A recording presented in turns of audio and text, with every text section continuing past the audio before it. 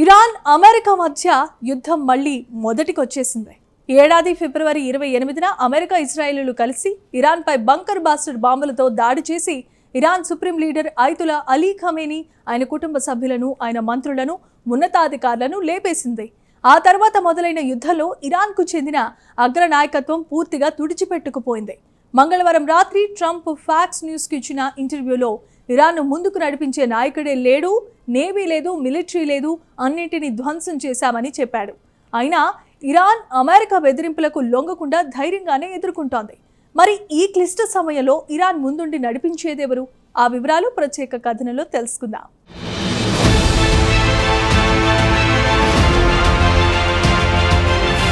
Iran America యుద్ధం యావత్ ప్రపంచానికి సంకటంగా మారింది. యుద్ధం వల్ల అంతర్జాతీయ మార్కెట్లో ముడిచమురు ధరలు పెరిగాయి. దీంతో ప్రతి దేశం ద్రవ్యోల్బణంతో ఇబ్బందులు పడాల్సొస్తోంది. గత కొన్ని రోజుల పాటు ప్రశాంతంగా ఉన్న మిడిల్ ఈస్ట్ మరోమారు రణరంగం అయింది. గత నెల 17వ తేదీన స్విట్జర్లాండ్లో ఇరాన్ అమెరికా మధ్య కాల్పుల విరమణ ఒప్పందం కుదిరింది. 60 రోజుల పాటు ఎవరూ కాల్పులకు పాల్పడరాదని అంగీకారానికొచ్చారు. తీరా చూస్తే అడుగడుగునా ఉల్లంఘనలు జరుగుతూనే ఉన్నాయి. గత శనివారం నాడు తిరిగి ఇరు దేశాల మధ్య యుద్ధం మొదలైంది. అయితే ఇక్కడ అసలు విషయానికొస్తే ఇరాన్లో యుద్ధాన్ని ముందుండి నడిపించే నాయకుడు ఎవరూ కనిపించడం లేదు. ఇరాన్కు చెందిన అగ్రనాయకత్వాన్ని అమెరికా లేపేసింది. ప్రస్తుతం యుద్ధానికి సంబంధించి కీలక నిర్ణయాలు తీసుకునేది ఎవరు అనే అనుమానాలు ఎవరికైనా కలగడం సహజమే. హోర్ముజ్ జలసంధిపై పెత్తనమంతా ఇరాన్కు చెందిన ఇస్లామిక్ రెవల్యూషనరీ గార్డ్ కార్ప్స్ లేదా ఐఆర్జీసీ చూసుకుంటోంది. ఇదే విషయాన్ని ఇరాన్ ప్రభుత్వం కూడా అంగీకరించింది.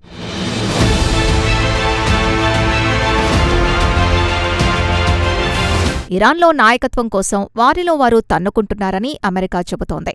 అక్కడ ఇన్ఛార్జ్ ఎవరో వారికే తెలీదని ట్రంప్ ఈ ఏడాది ఏప్రిల్లో ఎద్దేవా చేశారు.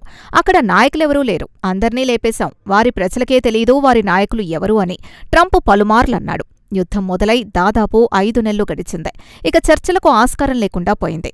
ఈ ఏడాది ఫిబ్రవరిలో జరిగిన బాంబు దాడిలో అయతుల్లా ఖమేనీతో పాటు పలువురు సీనియర్ నాయకులు చనిపోయారు. అయితే ఇరాన్ మాత్రం నాయకులకు కొరత లేదని ట్రంప్కు గట్టి కౌంటర్ ఇస్తోంది.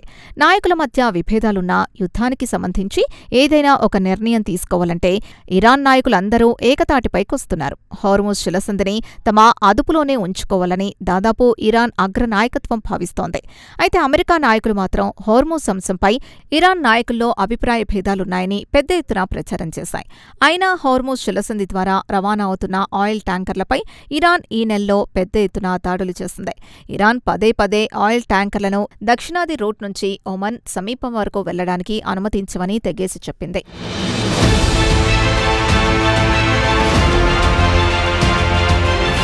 ఇక అమెరికాతో యుద్ధం మొదలైన తర్వాత నుంచి ఇరాన్ మిలిటరీతో పాటు సెక్యూరిటీ కమాండర్స్ ఎక్కడా వెన్ను చూపకుండా అమెరికాతో యుద్ధానికి సిద్ధంగా ఉన్నారు. యుద్ధంలో వెనక్కి తగ్గే ప్రశ్నే లేదని ఇరాన్ మిలిటరీ మాత్రం తెగేసి చెబుతోంది. ఇక ఇరాన్ మిలిటరీ నాయకుల విషయానికొస్తే IRGC commander in chief Ahmad Vahidi, joint war time command chief Ali Abdullahi, అలాగే ఐఆర్జీసీ నేవీకి కొత్త కమాండర్ అలీ అజామీ ప్రస్తుతం ఇరాన్లో చక్రం తిప్పుతున్నారు. హవా అంతా వారిదే. ఇటీవల Iran supreme leader Ayatollah Ali Khamenei అంత్యక్రియలు జరిగిన సమయంలో వారే అంతా ముందుండి జరిపించారు. తరచూ బహిరంగంగా కనిపిస్తూ యుద్ధానికి సంబంధించి ప్రకటనలివ్వడంతో పాటు హోర్ముజ్ని తమ పట్టు నుంచి జారిపోకుండా గట్టిగా కాపాడుతున్నారు. వీరితో పాటు supreme national security council secretary Mohammad Bagher దేశానికి సంబంధించిన కీలక నిర్ణయాలు తీసుకుంటున్నారు. ఇక జోల్గదర్ విషయానికొస్తే ఆయన కూడా ఐఆర్జీసీలో పనిచేసే అనుభవం ఉంది. ఈ ఏడాది మార్చి 17వ తేదీ తెల్లవారుజామున Israel air force security chief Ali లారిజానీని చంపేసింది.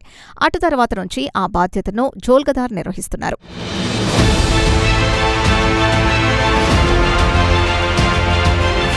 ఇక ఇరాన్ ప్రెసిడెంట్ మసూద్ పెజెష్కియాన్, ఆయన మంత్రులు కలిసి బడ్జెట్, దేశ ఆర్థిక వ్యవస్థను చక్కదిద్దే పనిలో బిజీగా ఉంది. అదేవిధంగా దౌత్యపరంగా లాబియింగ్ చేయడం లాంటివి చూస్తోంది. అయితే మిలిటరీ, సెక్యూరిటీ ఎగ్జిట్స్తో పోల్చుకుంటే వీరు బలహీనంగా కనిపిస్తున్నారు.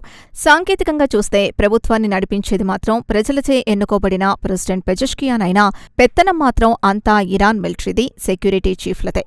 అయితే గత 2 సంవత్సరాల నుంచి పెజెష్కియాన్ పేరుకే తమ దేశానికి అధ్యక్షుడు, కానీ తనకు ఎలాంటి అధికారం ఆధారాలు లేవని వాపోయాడు. తాను రాజీనామా చేస్తానంటూ తరచూ ఇంటా బయట ప్రకటనలిచ్చేవాడు.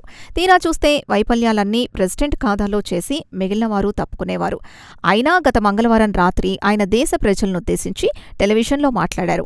మరోమారు అంతా సవ్యంగా ఉందని, మిలిటరీ కమాండర్స్తో పాటు ప్రభుత్వం కలిసికట్టుగా అమెరికాను ఎదుర్కొంటున్నామనే భ్రమను కల్పించారు. కాగా గత వారం రోజుల నుంచి ఇరాన్లోని 11 ప్రావిన్స్లలో అమెరికా బాంబుల వర్షం కురిపించింది. 30 మంది పౌరుల్ని చంపింది.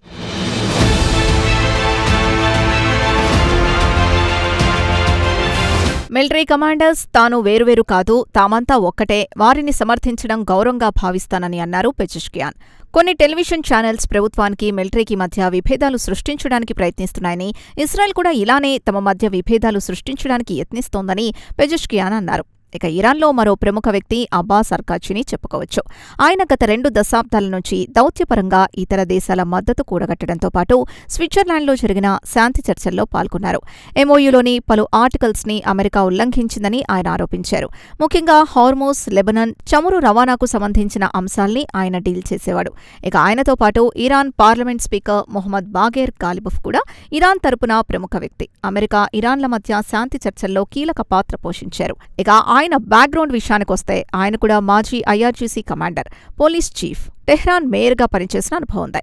అయితే గాలిబఫ్ తరచూ అమెరికాతో చర్చలు జరపడానికి మొగ్గు చూపేవారు. దీంతో ఇస్లామిక్ రిపబ్లిక్కి చెందిన మత ఛాందసవాదులు తరచూ ఆయన్ను విమర్శించేవారు.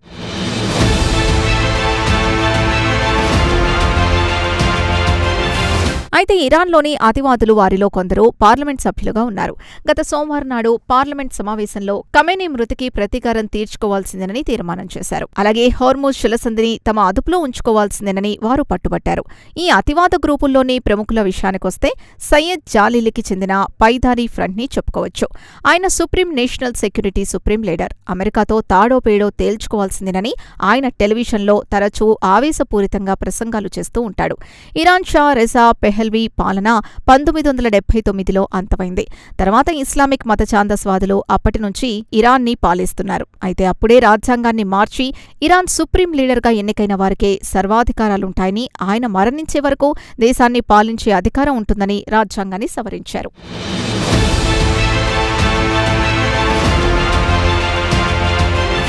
ఇక అయతుల్లా అలీ ఖమేనీ సుమారు 37 సంవత్సరాల పాటు ఇరాన్ని పాలించాడు.